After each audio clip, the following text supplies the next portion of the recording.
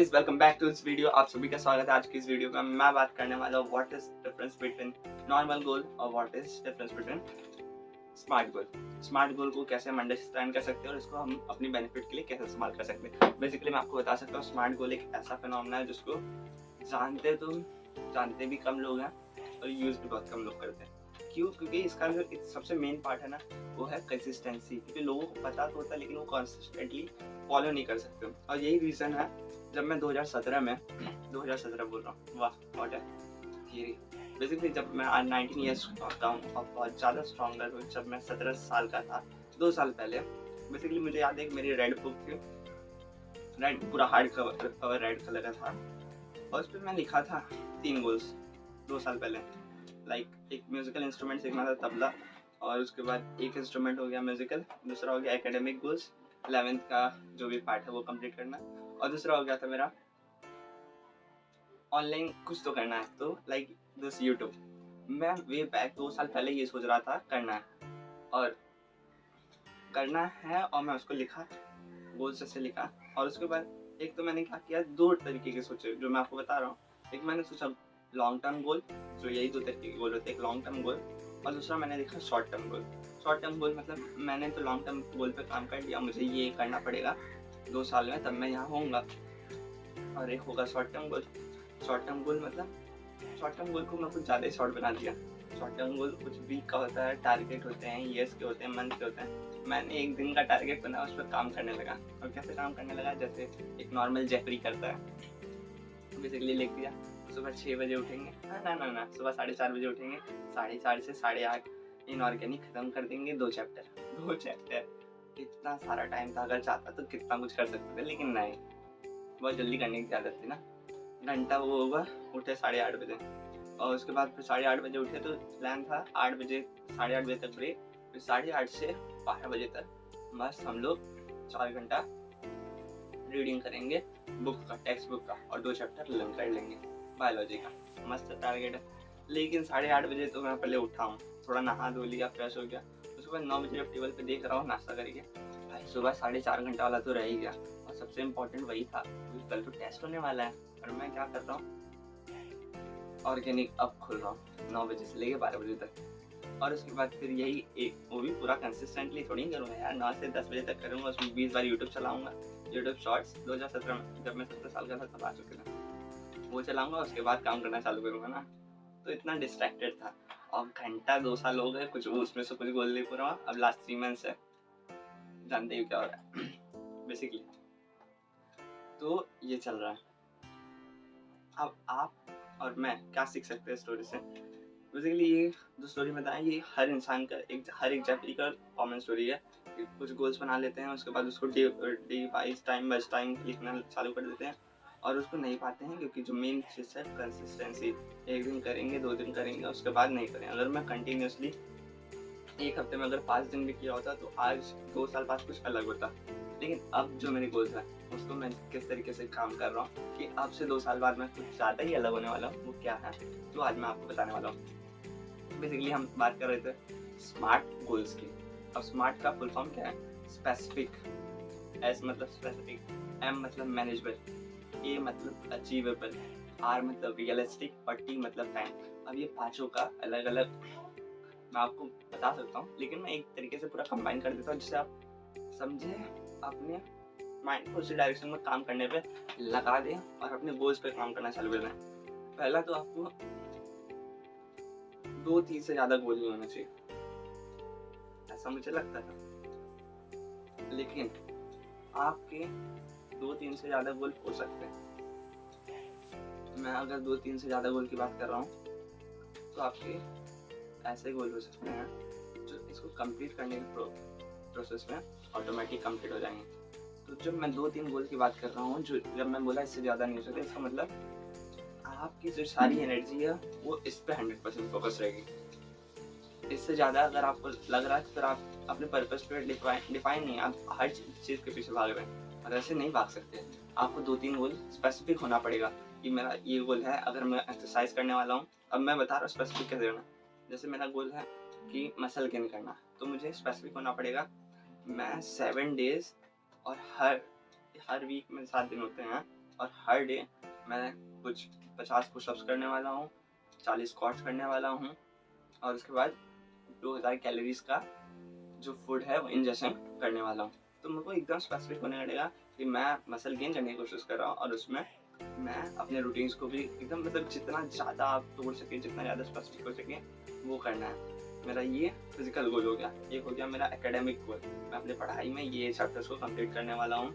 उसके बाद एक अच्छे स्टेट क्रैक करने वाला हूँ, फिर एक अच्छे कॉलेज से पढ़ाई करने वाला हूँ। ये एक तरीके का गोल हो गया। तो मतलब हर चीज़ में स्पेसिफिक होना पड़ेगा।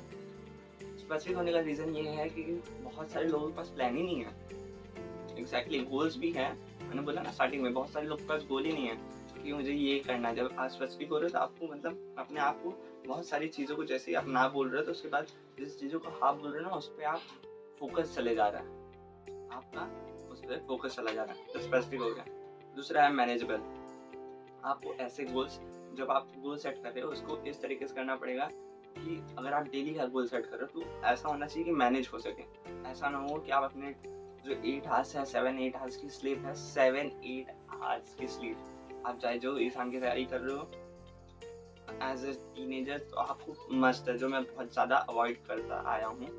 बट अब मुझे जब इसका इंपॉर्टेंस पता चला है क्योंकि एक बुक लिखी हुई है अगर आपको पता है, वाई वी स्लीप करके, और ऐसे बहुत सारे पॉडकास्ट हैं जिसे सुनना चाहिए। तो 7-8 आवर्स का स्लीप आप ले लें। उसके बाद ऐसे गोल्स बनाए जो रियलिस्टिक टाइम पे आपके एनर्जी बाउंड के हिसाब से मैनेज हो सके। मेरे हिसाब से मैं जिस हिसाब से काम करता हूँ, सुबह से लेके शाम तक सारी पढ़ाई हो जानी चाहिए अगर एकेडमिक गोल्स हैं। उसके बाद शाम के बाद मेरी एनर्जी डाउन रहती है, उसके बाद मैं डिस्ट्रैक्टेड रहता ही हूँ। तो जब यहाँ हो जाएगा तो उसके बाद मैं डिस्ट्रैक्ट होने की जगह कि मतलब पढ़ाई भी करना है मोबाइल पे, तो मैं उसको अवॉइड करके मैं थोड़ी देर बाहर वॉक करना पसंद कर सकता हूँ। तो मतलब ये तो जो बोल रहा ना, बाहर का एक्सटर्नल डोपामिन नहीं लेना, अपने गोल से जो डोपामिन रिलीज होता है उसको लेना सीखना। स्पेसिफिक हो गया, मैनेजेबल हो गया। आर आर नहीं रहे, ए है भाई। हाँ, ए मतलब अचीवेबल। मैनेजेबल मतलब वो आपके टाइम बाउंड, आपके एनर्जी से मैनेज होना चाहिए।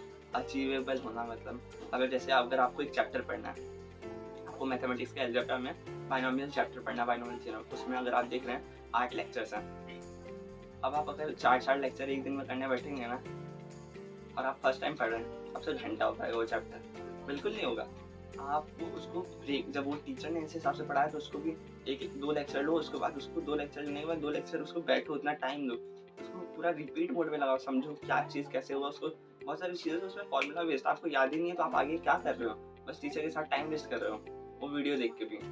तो आपको जिस हिसाब से है अचीव हो सके, ऐसा ना हो पढ़ के फिर भूल जाओ तो क्या मतलब है। आगे पार्ट पीछे सपाट ऐसा कुछ होता है मराठी में, तो इसका कुछ मतलब नहीं है। आपको ऐसी चीज़ें करनी है जो अचीवेबल हों। थोड़ी देर के बाद आपको ब्रेक लेना है, ब्रेक लेना सीखना है और उसके बाद फिर वापस करना चालू कर देना है। ऐसा नहीं है कि एक साथ लग जाना है कि सोचेंगे एक ही दिन में जंग जीत जाएंगे, जो मैं पहले गलती करता था और उसको अब मैं भी ब्रेक करना चालू किया, क्योंकि ब्रेक का बहुत ज़्यादा इंपॉर्टेंस है। हम ब्रेक को अवॉइड करने की कोशिश करते हैं, ज़्यादा पढ़ने, लेकिन ज़्यादा पढ़ने से कुछ नहीं होगा। ज़्यादा पढ़ने के बाद उसको आप कम पढ़ो लेकिन अच्छे तरीके से पढ़ोगे, वो इम्पोर्टेंट होता है।